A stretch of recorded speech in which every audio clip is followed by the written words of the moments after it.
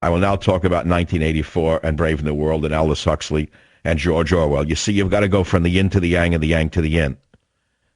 Did you ever read Brave New World in 1984? How did these books affect you? They affected me very deeply. Do you think these books, Brave New World in 1984, apply to Obama's mind-controlling techniques, and how?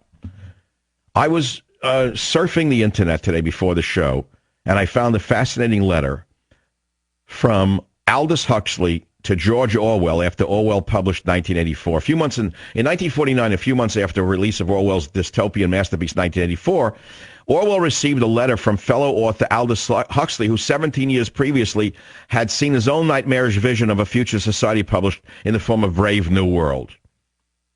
And if you'll read the letter, which I'm going to summarize for you, what you'll see is a realistic prediction of the world you're living in now under Barack Hussein Obama. He didn't start it by any means, but he certainly tries to continue the brainwashing, the hypnosis that is long in development here in the United States of America. For example, today Obama gave a speech at a plant saying that he added 4 million jobs, which is a complete lie. It's an absolute and total lie. He didn't add 4 million jobs. How could he come up with a statement like that? The answer is because we don't have an independent media that's going to challenge him on that. And so, therefore, he can say anything he wants. He could say that the sky is green when it's blue. And the Democrats behind him, the stooges, will sit there and clap and cheer. He can produce cars that blow up when they drive off the assembly line, and he will say that they're better than General Motors, they're better than gas-driven cars, because he says so. And the Democrats who vote for him and Barbara Boxer will approve of that. So let me read for you now a letter from October 1949 from Aldous Huxley to George Orwell. Did you ever read Brave New World in 1984? How did these books affect you? Do you think Obama's mind-controlling techniques apply in any of this, and how do they apply?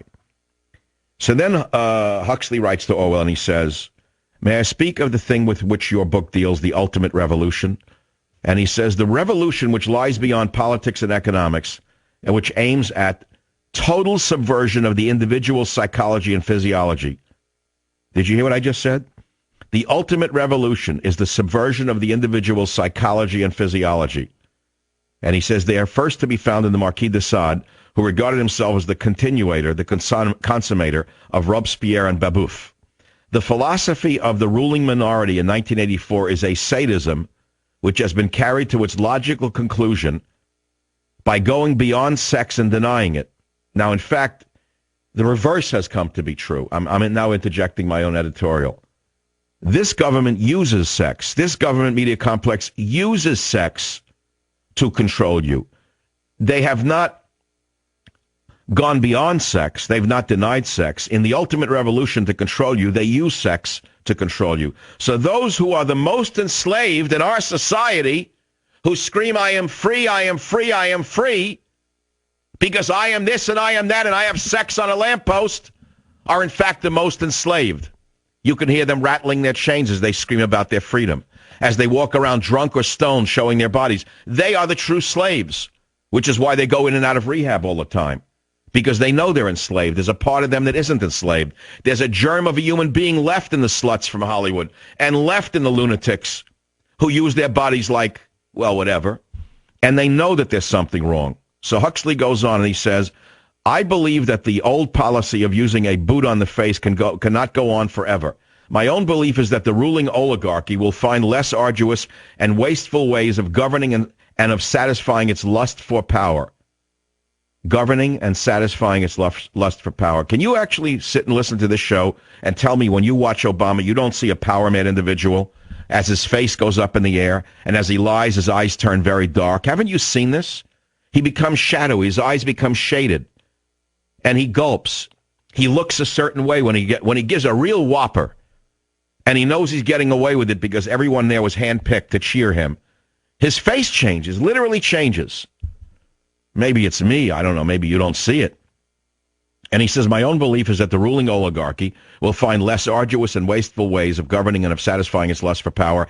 And these ways will resemble those which I describe in Brave New World.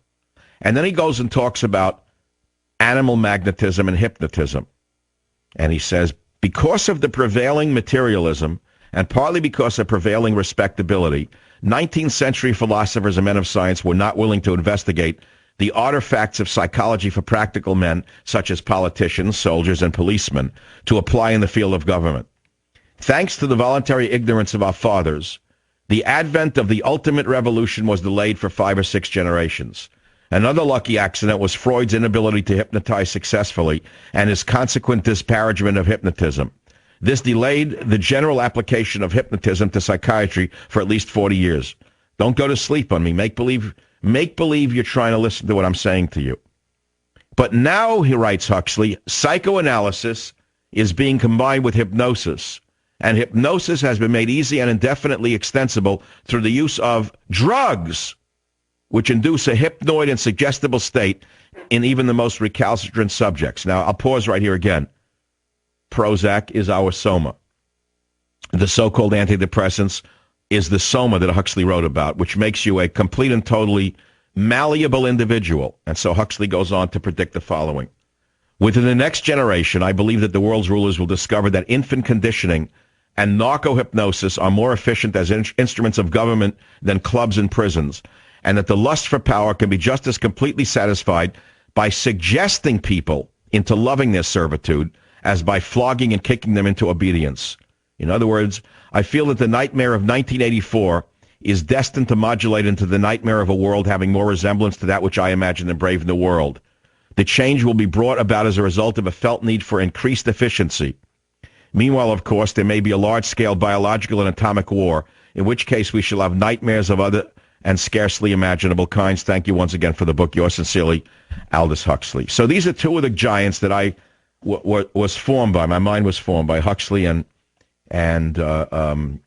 Orwell, who I quote very often on my show, but not often enough, actually, when you think about it.